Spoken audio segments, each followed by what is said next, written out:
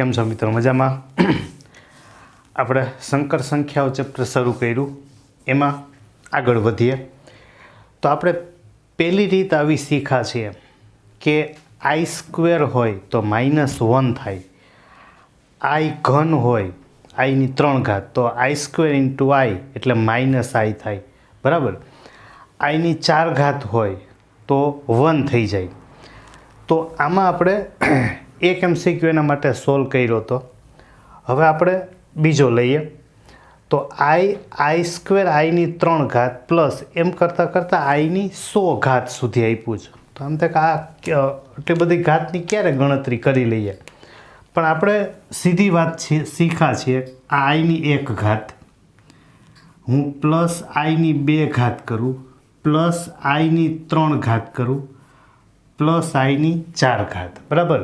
જોજો જરાક ધ્યાનથી, એક જ સ્ટેપમાં આખો દાખલો સોલ્વ થઈ જશે.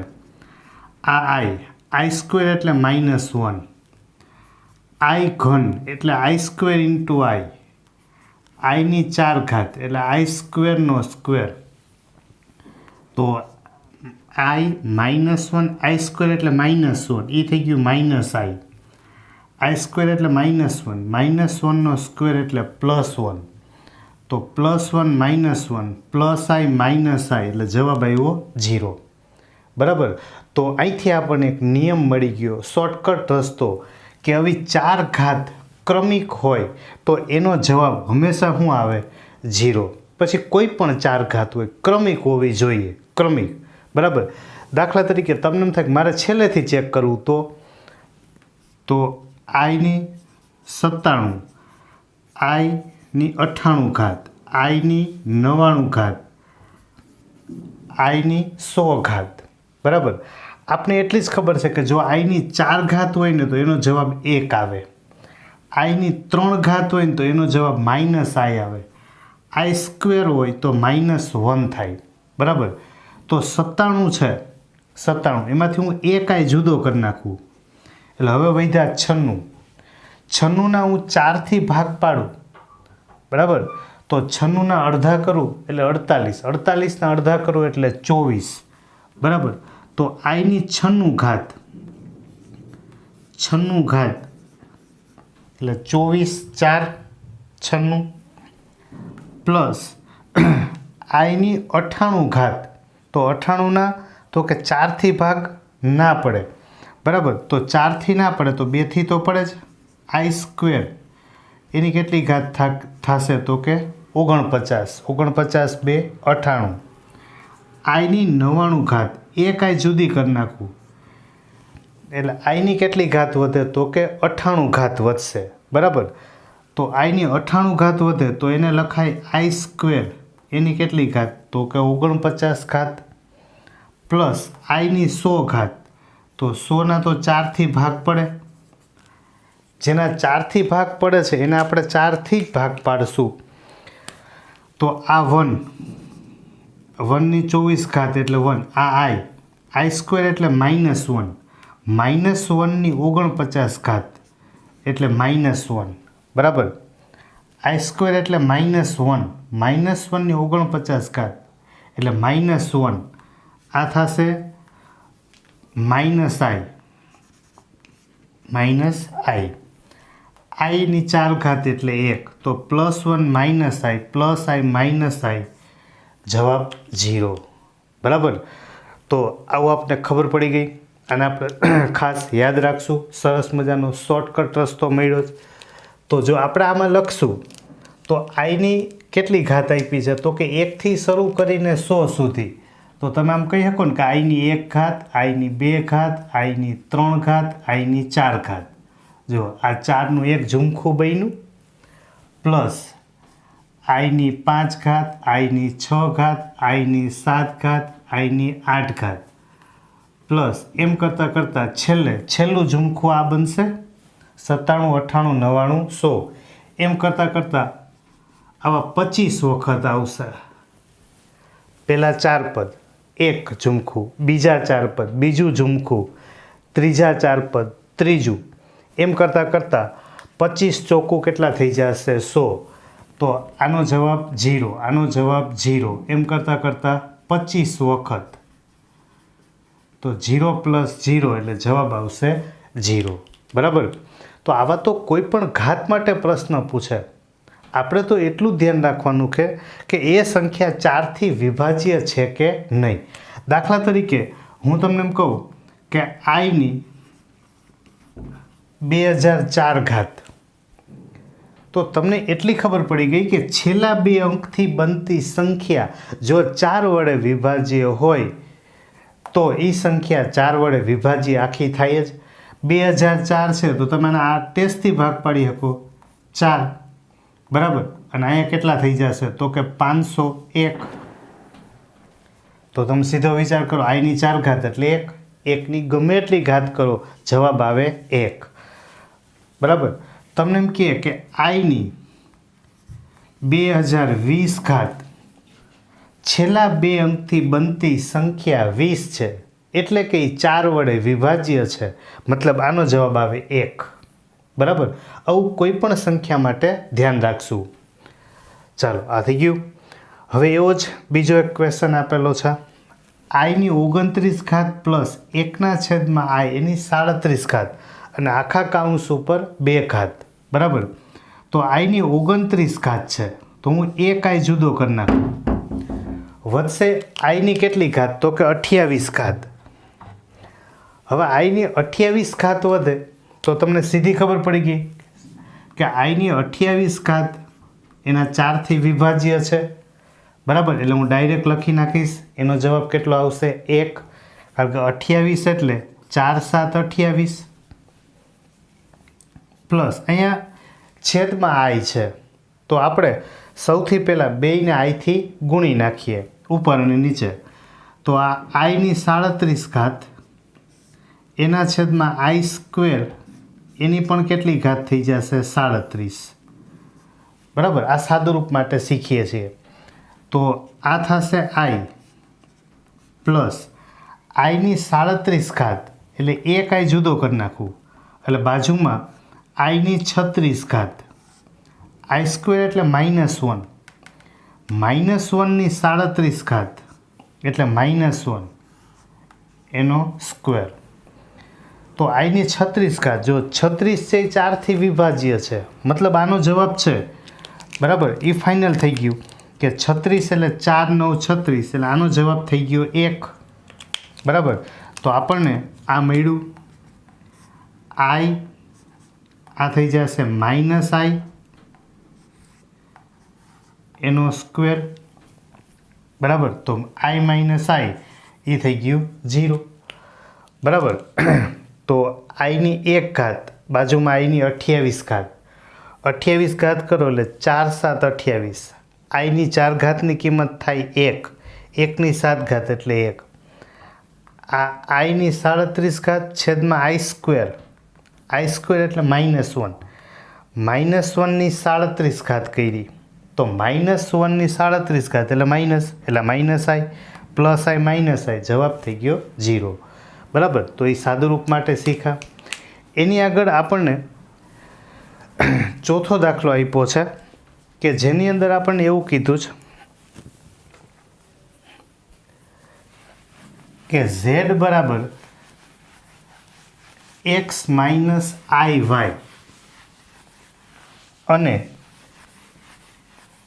zની 1/3 ઘાત મતલબ zનું ઘનમૂળ એ આપ્યું છે p + iq. તો x/p + y/q છેદમાં p² + q². આ 2004માં દાખલો પૂછાયેલો છે. બરાબર. ZEE માટે. પહેલાં એનું નામ AI હતું. તો આ દાખલો પૂછાઈ ગયેલો 2004માં. રીત એ નહીં છે, ખાલી સાદું રૂપ શીખવાનું છે. તો z બરાબર x - iy પણ અહીંયા zની 1/3 ઘાત છે. તો આપણે એ બેને સરખાવવા હોય તો હું 1/3 એટલે ઘનમૂળ કાઢી નાખું એટલે સામે થઈ જશે ઘન p + iq એનો ઘન.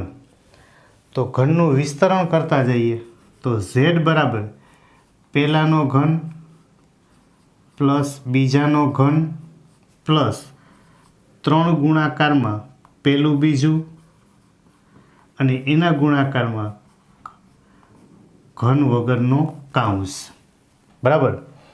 તો આ થશે આઈ ઘન, એટલે i square into i square એટલે -1 માઇનસ આઈ ક્યુ ઘન, આને ગુણીએ એટલે 3p² QI plus 3pq² I². તો I² એટલે થઈ ગયું -1, બરાબર. તો આપણે એક વાસ્તવિક ભાગ ભેગા કરી દઈએ, આઈ વગરના વાસ્તવિક p ઘન, I² એટલે -1 3pq², બરાબર.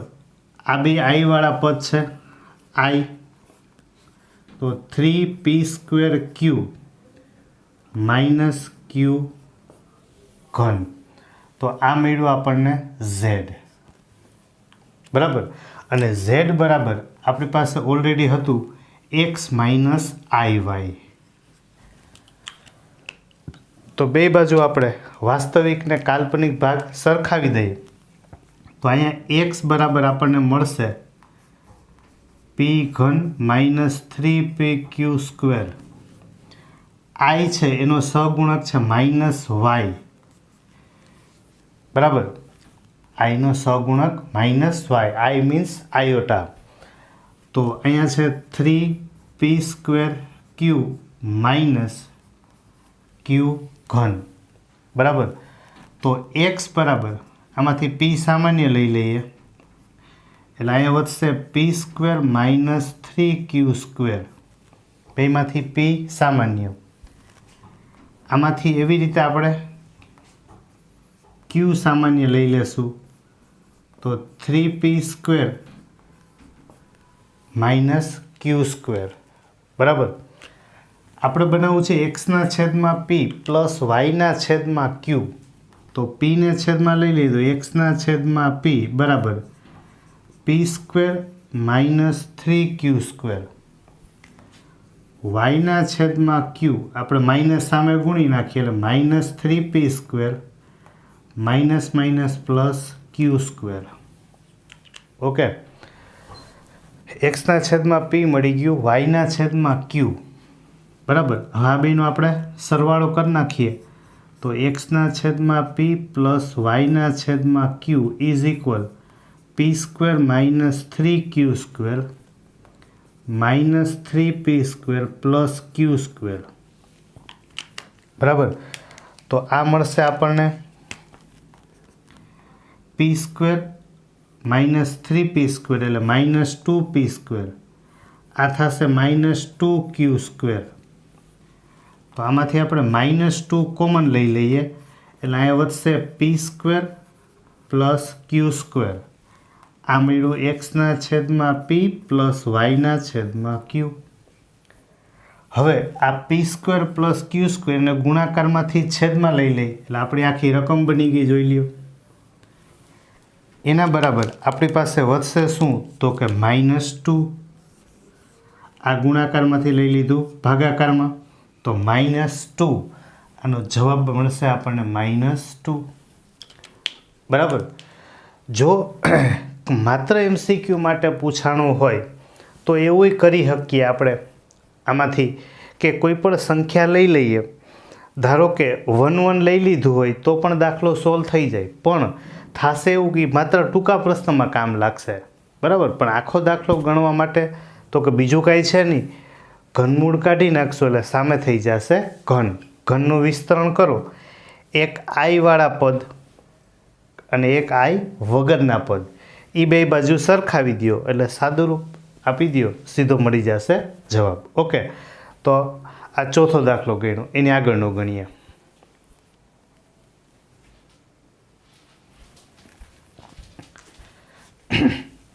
ચાલો એની આગળ આપણે એક અતિ મહત્ત્વનો ટૉપિક શીખવા જઈએ છીએ, ખૂબ અગત્યનો આ ચેપ્ટરનો, બરાબર.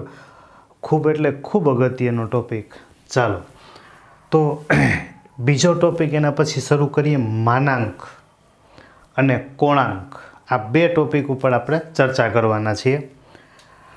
તો માનાંક એટલે શું, તો કે જ્યારે કોઈ પણ સંકર સંખ્યા છે z બરાબર a પ્લસ આઈ બી, તો a છે એ વાસ્તવિક ભાગ છે અને b છે એ કાલ્પનિક ભાગ છે. i કાલ્પનિક ભાગ નથી. i એટલે તો આયોટા, બરાબર, એની સહગુણક છે. અહીંયા i એના ગુણાકારમાં b.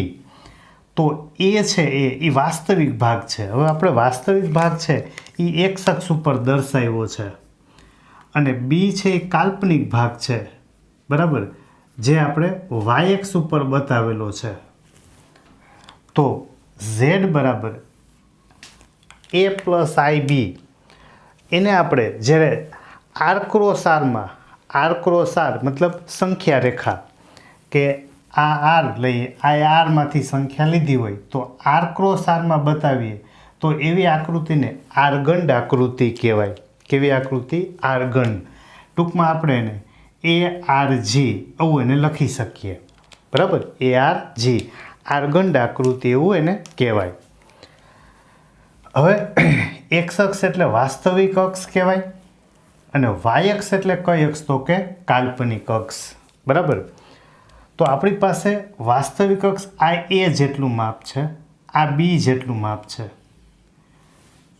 હવે એમાં આવેલું કોઈ એક બિંદુ આર ક્રોસ આર, જેને આપણે વર્ષોથી આ યામ સમતલ કહીએ છીએ. તો આપણે પહેલા ચરણમાં કોઈ એક બિંદુ લીધું પી, એનો એક્સયામ છે એ એ જેટલો છે અને વાયયામ છે એ બી જેટલો છે. તો આના યામ થયા એ અને બી. એ છે એ વાસ્તવિક છે, બી છે એ કાલ્પનિક છે, બરાબર. તો ઉગમ બિંદુથી, ઉગમ બિંદુ એટલે આ ઓ 0 0, ઉગમ બિંદુથી પી સુધીનું અંતર આ, બરાબર. તો આપણે અંતર લઈએ તો a માઇનસ 0નો વર્ગ એટલે a સ્ક્વેર જ થવાનું, b માઇનસ 0નો વર્ગ એટલે b સ્ક્વેર જ થાય. તો જે ઓપીનું અંતર મળ્યું, ઓપી સ્ક્વેર, આપણે જો એને વિગતવાર લખીએ તો આમ લખાય ને કે ઓપી સ્ક્વેર બરાબર અંતર સૂત્ર a માઇનસ 0નો સ્ક્વેર પ્લસ b માઇનસ 0નો સ્ક્વેર એટલે ઓપી સ્ક્વેર બરાબર મળશે આપણને a square plus b square. આ વર્ગ કાઢી નાખીએ એટલે અહીંયા થઈ જશે વર્ગમૂળ. તો root a square plus b square એને કહેવાય માનાંક z, અથવા એને બીજું લખાય r, બરાબર. તો r બરાબર માનાંકમાં z એટલે કે root a square plus b square. તો આપણે પહેલો ટોપિક મળ્યો માનાંક. તો માનાંક z એટલે શું? તો કે એના જે ઘટક છે a પ્લસ આઈ બી, એને સંખ્યા બોલાય. એના ઘટક કયા? તો કે a અને b, બરાબર. તો ટૂંકમાં માનાંક એટલે શું? તો કે એના ઘટકોના વર્ગોનો સરવાળો એનું રૂટ, ઘટકોના વર્ગોનો સરવાળો એનું રૂટ, એટલે આપણને મળશે માનાંકમાં z, અથવા એને બીજું શું લખાય? r. યાદ રાખજો ખાસ, r બરાબર માનાંકમાં z બરાબર root a square plus b square. તો આની વાત કરી. હવે એ જ વસ્તુને આપણે ત્રિકોણમિતિમાં લઈ જઈએ એટલે આપણને એમાંથી નવો મુદ્દો મળશે. હવે હું સંખ્યા છે, ધારો કે જ્યાં a અને b લખ્યા છે, અહીંયા સમજવા પૂરતું હું a છે ને એની જગ્યાએ હું x લખી નાખું, બીની જગ્યાએ y લખી નાખું. એટલે અહીંયા આપણને જે યામ મળશે આ x યામ છે, આ y યામ છે, બરાબર. તો એટલે સમજવામાં સહેલું પડે.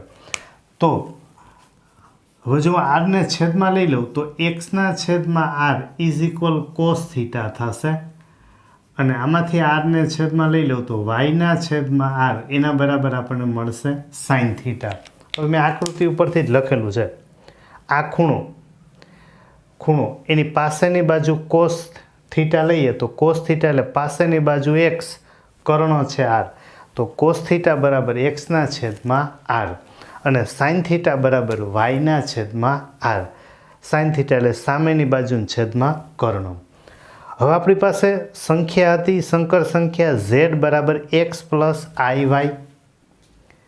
મેં એક્સની કિંમત મૂકી, આ છે આરને સામે લઈ જાવ એટલે આ લખ્યું છે x બરાબર આર કોસ થીટા વાય બરાબર આર સાઇન થીટા. તો એક્સની કિંમત મૂકી દીધી આર કોસ થીટા પ્લસ આઈ, વાય બરાબર મૂકી દીધું આર સાઇન થીટા. ઓકે, એમાંથી આર આપણે સામાન્ય લઈ લઈએ તો અહીંયા વધશે cos theta plus i sine theta. એને R cos theta plus i sine theta છે એને ટૂંકું સ્વરૂપ કહેવાય ઈ રેસ ટુ આઈ થીટા, જેને એક ઓઇલર નામના ગણિતશાસ્ત્રીએ ઓઇલર સ્વરૂપ એવું નામ આપ્યું. કોઈ પણ જગ્યાએ જ્યારે ઈ રેસ ટુ આઈ થીટા જુઓ તો એનો અર્થ થાય cos theta plus i sine theta. Ready? આ ખાસ ધ્યાન રાખવું. જો વચ્ચે માઇનસ હોય તો ઉપર માઇનસ કરવાનું. જો ઝેડ બરાબર R e raise to i theta હોય આ બરાબર, આને આપણે બીજું સ્વરૂપ નામ આપશું ધ્રુવીય સ્વરૂપ, cos theta plus i sine theta. Z બરાબર R cos theta plus i sine theta. એને આપણે બીજું નામ કયું આપશું તો કે ધ્રુવીય સ્વરૂપ.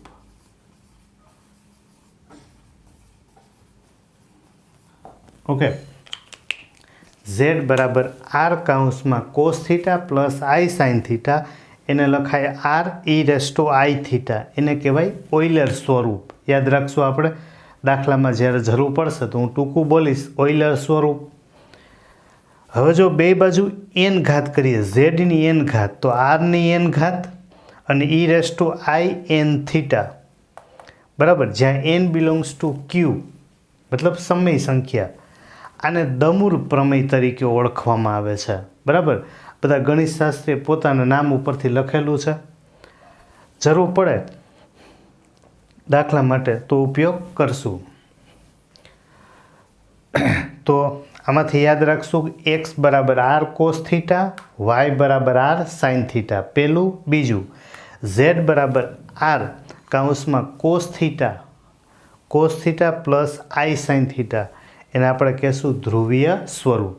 બરાબર, ઝેડ બરાબર એ પ્લસ આઈ બી હોય તો પ્લસનું માઇનસ કરીએ એને ઝેડ બાર કહેવાય, અથવા એને બોલાય અનુબદ્ધ સંકર સંખ્યા.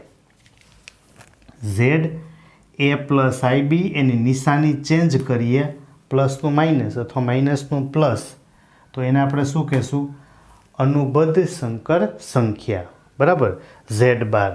પછી એના ગુણધર્મોમાં આપણે આગળ ચર્ચા કરશું કે આનો અર્થ કયો મળે છે. બરાબર, ઝેડ અને ઝેડ બાર, જો આપણે ઝેડ અને ઝેડ બાર આ બેનો આપણે ગુણાકાર કરીએ તો ઝેડ એટલે એ પ્લસ આઈ બી ઇન્ટુ એ માઇનસ આઈ બી. તો બેમાં પદ સરખા, નિશાની જુદી, તો આનો અર્થ થશે પહેલા પદનોય વર્ગ માઇનસ બીજા પદનોય વર્ગ, એટલે કે આઈ સ્ક્વેર બી સ્ક્વેર. હવે આઈ સ્ક્વેર એટલે -1 તો માઇનસ માઇનસ +1 બરાબર, એટલે આપણને આ મળશે એ સ્ક્વેર પ્લસ બી સ્ક્વેર. હવે એ સ્ક્વેર પ્લસ બી સ્ક્વેર જો વર્ગમૂળ કાઢી નાખેલા સામે વર્ગ થાય તો માનાંક ઝેડનો સ્ક્વેર બરાબર એ સ્ક્વેર પ્લસ બી સ્ક્વેર.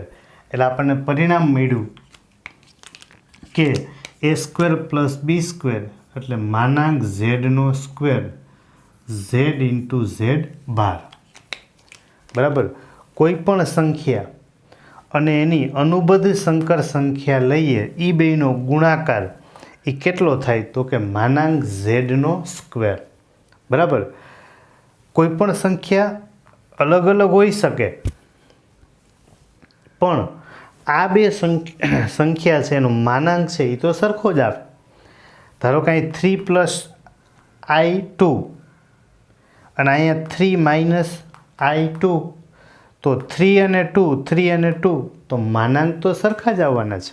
બરાબર, એટલે એના માટે આપણે ધ્યાન રખાય કે ઝેડ છે એનો માનાંક લઈએ કે ઝેડ બાર છે એનો માનાંક લઈએ, હંમેશા બે સરખા જ આવે. બરાબર, કારણ કે માનાંક એટલે આપણે સંખ્યા જ લેવાની છે. ધારો કે હું z બરાબર 3 + 2i લઉં તો આનો માનાંક થશે રૂટ 3 નો વર્ગ 9, 2 નો વર્ગ 4 એટલે રૂટ 13. જો હું અનુબદ્ધ લઉં 3 - 2i અને હું માનાંક મેળવું તો 3 નો વર્ગ 9 -2 નો વર્ગ એટલે 4 એટલે એ થઈ ગયા રૂટ 13. તો બે સરખા જ આવે. તો z બરાબર a + ib એની નિશાની બદલાવીએ તો આપણને મળશે અનુબદ્ધ સંકર સંખ્યા z12. એમાંથી બે વાત આપણે કરી કે z × z12 બરાબર માનાંક z નો સ્ક્વેર થાય અને માનાંક z લખો કે માનાંક z12 લખો, બંનેની કિંમત સમાન થાય. રેડી? ચાલો, તો આમાંથી આર્ગંડ આકૃતિ, માનાંક મેળવવો, એનું ધ્રુવીય સ્વરૂપ બનાવવું, એનું ઓઇલર સ્વરૂપ કયું થાય, અનુબદ્ધ સંકર સંખ્યા કઈ થાય, એની આપણે વાત કરી. હવે આના ઉપરથી એક બીજા ટોપિકમાં આપણે જઈએ. એ ટોપિકનું અગત્યનું એવું સ્વરૂપ છે એ છે કોણાંક. બરાબર, કોણાંક તો આમ નામ જ એવું છે, કોણ દર્શાવતો અંક. કોણ એટલે હું કોણ એમ નહીં, કોણ એટલે ખૂણો, એંગલ. બરાબર, વળી કે કોણ તો કે તું કોણ, હા એમ નહીં, કોણ એટલે ખૂણો, ખૂણો દર્શાવતો અંક કોણાંક. તો કે જ્યારે આપણે આ થીટા ખૂણો લખીએ છીએ, આ એક અક્ષની ધન દિશા, આ એક પી બિંદુ લીધેલું હતું, એ બેની વચ્ચે બનતો ખૂણો થીટા. થીટાનું જે મૂલ્ય, આ ખાસ યાદ રાખજો, -π θ < π. બરાબર, એની કિંમતને સંતોષે, મતલબ એમાં આવી જાય, તેને મુખ્ય કોણાંક કહેવાય. બરાબર, શરત કેટલી? -π અને +π ની વચ્ચે આવી જવું જોઈએ. -π ના આવે, એના કરતાં મોટું, પાઈ અથવા પાઈથી નાનું. આપણે એક સાદી વાત ત્રિકોણમિતિથી શીખતા આવીએ છીએ. અહીંયા 0 હોય, અહીંયા π/2 હોય, અહીંયા પાઈ હોય, અહીંયા 3π/2 હોય, અહીંયા 2π હોય. પછી આપણે જ્યારે ઊંધું ચક્કર ફરીએ, રિવર્સ, ત્યારે અહીંયા તો કે અહીંથી આપણે શરૂ કરીએ, અહીં -π/2 હોય, અહીંયા -π હોય, અહીંયા -3π/2 હોય, અહીંયા -2π હોય. બરાબર, તો આપણે -π છે, અહીંથી આપણે આમ શરૂ કરીએ, અહીંયા આવશું એટલે -π અહીંયા આવે. તો -π થી શરૂ કરી એના કરતાં મોટું, બરાબર, એના કરતાં મોટું, પણ ક્યાં સુધી? તો કે પાઈ સુધી. એની વચ્ચે કોઈ પણ કિંમત આવી જાય થીટાની, તો એ થીટાનું મૂલ્ય એને આપણે કહેશું મુખ્ય કોણાંક. એના માટે બે મુદ્દા આપણે ખાસ લખેલા છે. મુખ્ય કોણાંક મેળવતા પહેલાં એ ધ્યાન રાખો કે આપેલી સંકર સંખ્યા કયા ચરણમાં છે. આપેલી સંકર સંખ્યા કયા ચરણમાં છે, તો એ કેમ નક્કી કરવું? તો કે ધારો કે મેં 4 સંખ્યા લખી છે, તમે જુઓ 2 પ્લસ છે, x અને y. સંકર સંખ્યા આપણે z બરાબર x + iy કહીએ, તો બે ધન હોય તો પહેલું ચરણ હોય,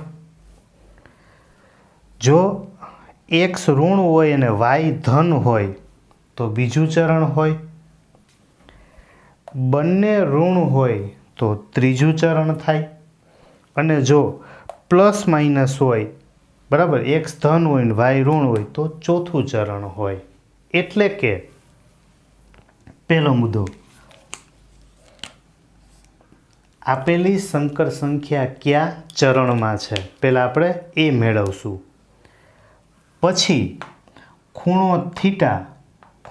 થીટા અને મુખ્ય કોણાંક છે મુખ્ય આકૃતિ ઉપરથી આપણે મેળવશું. બરાબર, ખૂણો મેળવવા માટે થીટા મેળવવા આપણી પાસે આ બે સૂત્ર છે જ, બરાબર. એક્સ બરાબર આર કોસ થીટા, એક આ સૂત્ર છે, એક્સ બરાબર આર કોસ થીટા અને વાય બરાબર આર સાઇન થીટા. એમાંથી આપણે થીટા મેળવી લેશું અને ચરણ ખબર પડી જશે, બરાબર. એમાંથી મુખ્ય કોણાંક મળી જશે. ફરીથી રિપીટ કરું, પહેલાં ચરણ જોવાનું કે આપેલી સંકર સંખ્યા કયા ચરણમાં છે, પછી કયા ચરણમાં છે એ ફાઇનલ થઈ ગયું. હવે આપણે ખૂણો થીટા મેળવશું, બરાબર. તો એના માટે જો પહેલું ચરણ હોય, પહેલા ચરણમાં એક્સ ને વાય બે ધન હોય, ત્યારે ખૂણો છે, ખૂણો થીટા એ આલ્ફા જેટલો હોય, મતલબ કે પોઝિટિવ પ્લસ ખૂણો થશે. જો બીજું ચરણ થઈ જાય તો પાઈ માઇનસ આલ્ફા. ત્રીજું ચરણ હોય તો વિરુદ્ધ સાઈડ લઈએ એટલે માઇનસ પાઈ પ્લસ આલ્ફા. ચોથું ચરણ હોય તો માઇનસ આલ્ફા. આમ આપણે દોરીએ છીએ આકૃતિ આમ, તો અહીંયા આ પ્લસ ખૂણો છે, ધારો કે થીટા બરાબર આલ્ફા, તો અહીંયા વિરુદ્ધ સાઈડ દોરશું તો થીટા બરાબર આપણને શું મળશે? Minus alpha. સેમ એ જ વસ્તુ અહીંયા આકૃતિ દોરીએ આપણે, જ્યાં ત્રિકોણ છે એ આપણે બીજા ચરણમાં દોરીએ આવી રીતે આમ, બરાબર. તો આ જે આ થીટા છે, થીટા આટલો મળશે, મતલબ પાઈ ટુ પાઈ, પાઈ તો આખું છે, એમાંથી આપણે આલ્ફા બાદ કરી નાખશું આટલું. તો બીજા ચરણમાં કોણાંક થશે પાઈ માઇનસ આલ્ફા. ત્રીજા ચરણમાં થશે માઇનસ પાઈ પ્લસ આલ્ફા, કારણ કે સાઈડ બદલી ગઈ. ચોથા ચરણમાં થીટા બરાબર માઇનસ આલ્ફા. આ અગત્યના કોણાંકને આપણે યાદ રાખશું. પહેલું થીટા બરાબર આલ્ફા, તો ચોથામાં માઇનસ આલ્ફા. આ બેને યાદ રાખવાનું. બીજામાં થીટા બરાબર પાઈ માઇનસ આલ્ફા. ત્રીજું હોય તો સાઈડ ફરી ગઈ, મતલબ પાઈ છે એ માઇનસ થઈ ગયું, માઇનસ આલ્ફા છે એ પ્લસ આલ્ફા થઈ ગયું, બરાબર. હવે તો કે આપણે કયા ચરણમાં છે એ ખબર પડી જાય, એના ઉપરથી એનો કોણાંક મેળવતા પણ આવડી જાય. હવે એને આપણે આગળ દાખલામાં સોલ્વ કરીએ, બરાબર.